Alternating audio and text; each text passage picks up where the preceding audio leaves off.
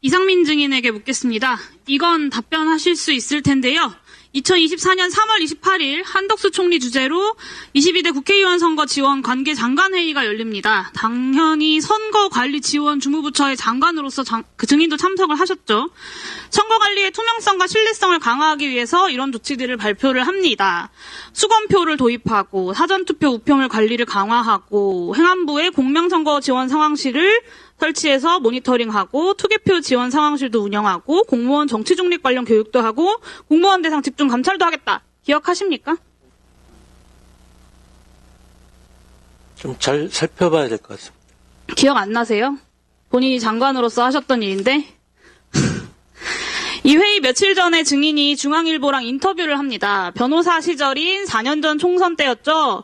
부정선거 논란이 거셌지만 저명 인사들이 계속 얘기를 해서 들여다보니 좀 이상한 것들이 있는 것 아닌가.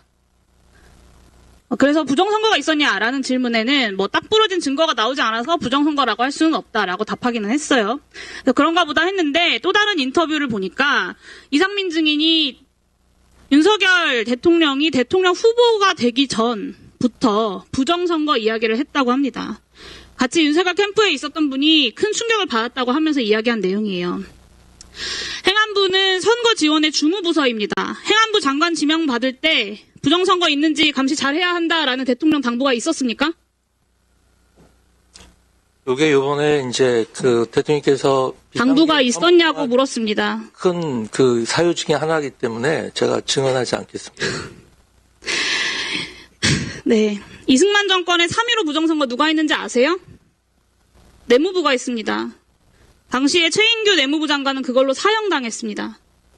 본인이 중앙일보와 했던 인터뷰 제목이 실제 일해봤더니 선관위원장은 바지사장이라는 말에 공감했다였어요.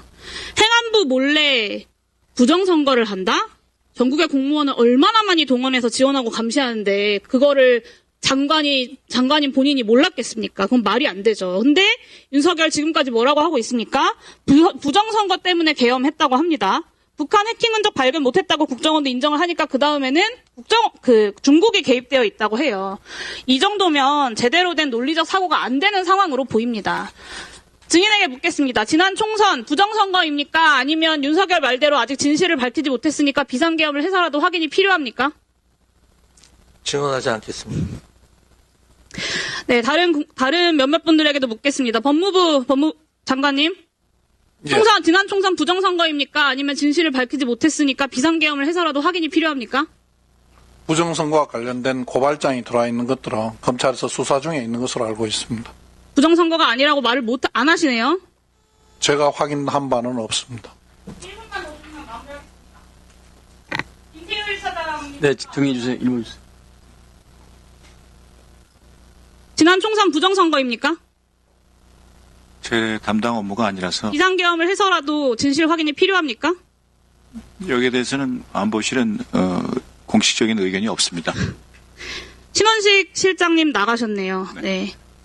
이게 윤석열 정부의 모습입니다. 모든 국무위원들과 주요 인사들이 다 부정선거론에 찌들어 있습니다. 그런 음모론에 쩔어서 비상계엄을 선포하고 이곳 국회를 침탈한 겁니다. 더 이상 할 말이 없습니다. 마치겠습니다.